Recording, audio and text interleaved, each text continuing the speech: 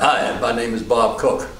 You were doing a documentary on Lenox Terrace, I heard, so I can import some news, I hope, on the chock full of nuts at the corner that I owned for many years. I was a biochemist at Sloan Kettering Institute for Cancer Research, and nobody leaves a position like Sloan Kettering Institute for Cancer Research to go into the restaurant business. Now, after I bought the store, and times were getting hard. Harlem Hospital was just being built. It wasn't open yet. It was up there, though. So I got a lot of construction employees to eat there, which was good. And business was good until I bought the store in '68. But when Nixon came in and cut off all the funds, especially RU and those funds, revenues in Harlem just went down, and my business began to suffer. I could tell right away. I took over another chock full of nuts in Queens from a franchisee who I was running it for him. He still owned it. Plus I took on another one out in New Jersey, so I had 3 chock full of nuts that I was running, but I owned this one over here. When I bought that store, now I had 35 employees in that store, and with the other 4 restaurants, I had 85 employees. I was the largest black employee, legitimate black employee in all of it, one for it, because all my business was legitimate.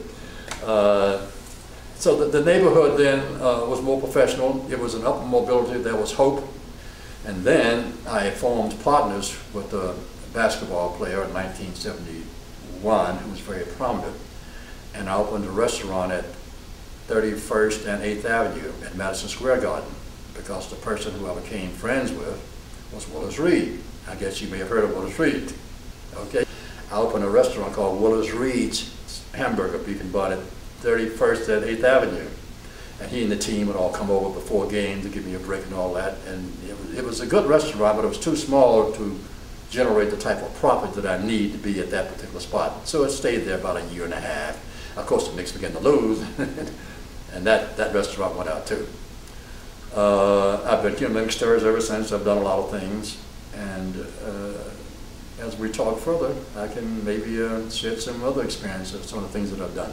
Harlem has a very interesting history, as you know itself. When they built the RRT subway in 1904, that opened up this farmland all up through Lenox Avenue. These were farms back in those days.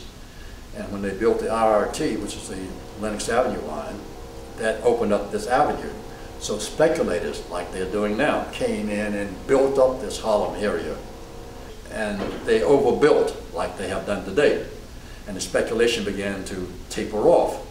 And then it got so bad that they couldn't rent the places. Very interesting.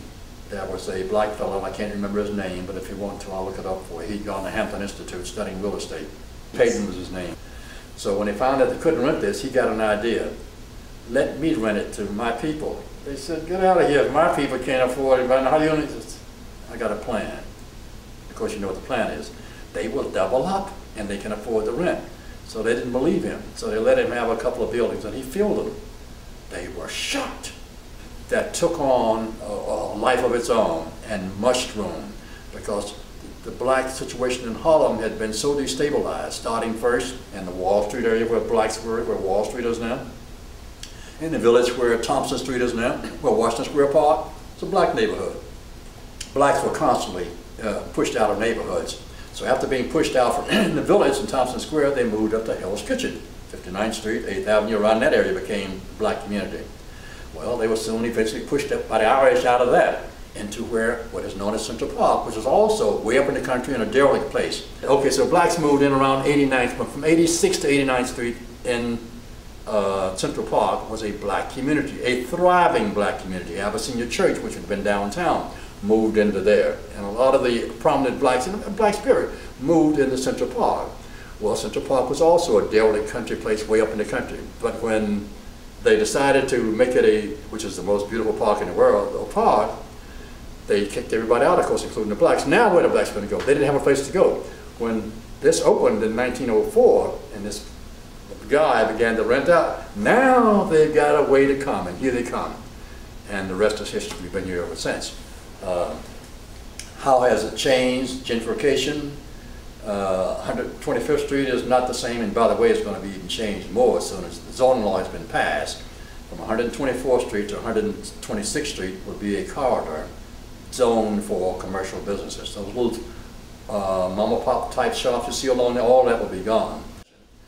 But the old Harlem culture as we know it, as a center of fashion, the center of music, the center of just about every progressive movement and everything else we had, the dances and all of that. Harlem has a rich history of just about everything. As a matter of fact, I've traveled around the world. They say, where are you from? If you say Harlem is all you need to say. Everybody in the world knows Harlem. They know America, yes. They know New York, I've heard of Harlem, yes. Those are the three things they know about this country. America, New York, Harlem. And everybody likes Harlem. So Harlem has a reputation of being this creative black metropolis where innovative ideas and creativity was rampant. All of that will change when you change the demographics of the neighborhood. You bring in all the new innovations and the gentrification. You lose that creativity that comes from struggling. Historically in America, they didn't want to live with us. They isolated us. We were the invisible man. Is there something that you can define as an essential Lenox Terrace characteristic? Culture? Character? The one thing that stood out when I bought the Choctaw Nuts and moved into Lenox Terrace was that the professionalism of the place. I had looked around at other places to live. I decided, well, I'm going to try, even though I'd visited Harlem quite a bit, the Smalls and other nice spots there. I never lived in Harlem. So I looked around for places to live, and of course no place compared to Lenox Terrace. 6 17-story buildings that catered, that's an adult community. So it's not a lot of kids here. This place wasn't built for children, it was an adult community. And you had a lot of prominent professional adults here, which made the atmosphere very professional. We had clubs, several nightclubs were in development. Another one of the interesting things, nightclubs. You mentioned 22 West a few minutes ago, and Jim Austin. Jim Austin owned the 22 West, which is at 22 West 135th Street. There was a barber shop beside 22 West. Mr. Phillips, who lived across the street in Clayton houses, there was my barber. Mr. Phillips had been the barber to celebrities. So when I bought the store and I asked him around where could I find a barber, they said go down to beside 22 West is a barber shop there. I think it was called Lenox Terrace. And all the barbers there were old, so the first barber I went in there was at the first chair. His name was Mr. Phillips, and he owned the barber shop. I didn't know it, of course, and he now became, he was much older than I was. He told me a lot about Harlem. He lived there, and about the people whose hair he's cut. He cut everybody's hair. So while we're sitting there talking, in walked Moms Mabley. Do you remember who Moms Mabley was? She was a funny lady. Now, I had never seen her in person, but I'm sitting there getting a haircut, and she came in, and she had this way of speaking. You remember her? And she cracked up the joint there, but this was the barber shop there, so I got a chance to meet some of those celebrities when I went in to get my haircut. But when business began to sort of fall off after about a year here, I decided that I need another business in the neighborhood to support and sustain what I wanted to do. So I went down to talk to Jimmy Austin about buying 22 West. This is before I bought the Beef and Bun downtown, that I was going to buy 22 West. And he and I began to hit it off very well. But 22 West, first of all, only had one entrance. It had a back door downstairs and out the back. You have to have two entrances. So I wanted to know if I could buy that barber shop next door and extend 22 West. So he didn't think that was a good idea, but he said, you can talk to the guy. He gave me his name. The guy wasn't a barber. He owned the barber shop, and he rented it out and came and got the money. He didn't cut hair or anything. So he said, yeah, he'd be willing to let it go for a fee and all of that. So then I went back to Jimmy Austin, who owned 22 West. I said, okay, let's make a deal. And he and I hashed out a deal where I would buy 22 West, and I'm also going to buy the barber shop next door and bring it together. So first I have to do a feasibility study. So I had to come up. You have to be 200 feet from the entrance of a church or a school in order for a liquor establishment. The entrance of 22 West was 198 feet, not 200 feet. So you cannot have a liquor establishment going through the door to 22 West. But the barber shop was 204 feet away from the school around the corner, so that would be fine.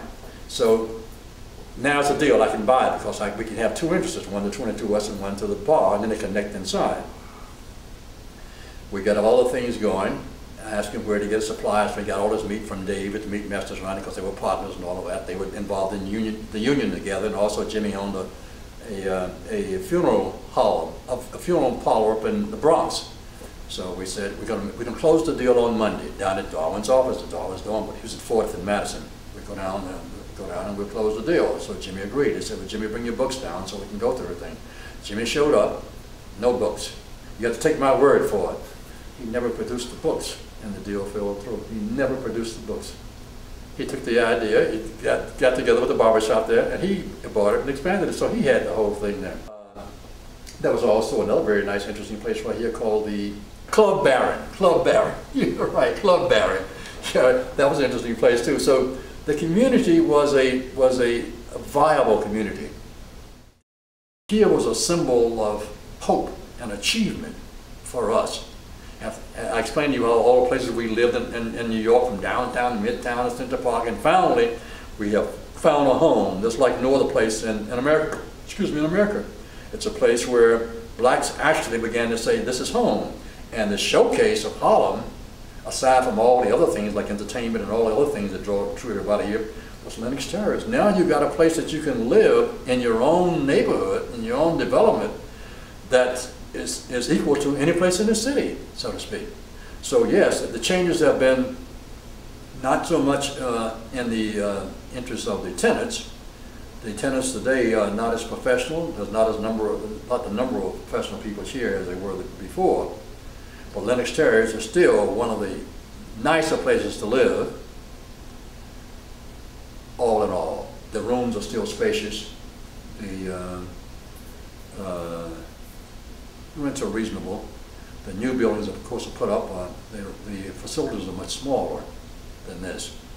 And a lot of people are moving out of Lenox Terrace to take on the newer developments. And the new developments look nice. I looked at them.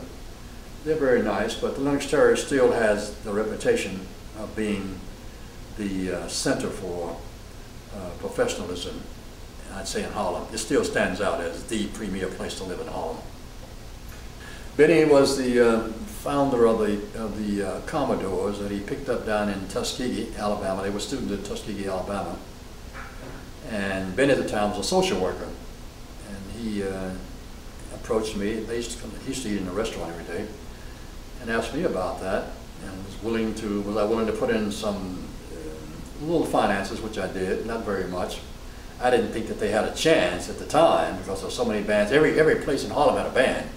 Harlem used to have 2 or 3 bars in every block, and every bar had a band.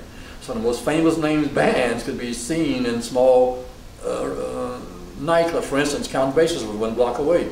You remember Count Basis? He was there all the time, and every little bar had that. So Harlem was alive and it had all of its creativity here. But Lenox Terrace took on a new dimension. It took on a dimension of where the intellectual Harlemites could live.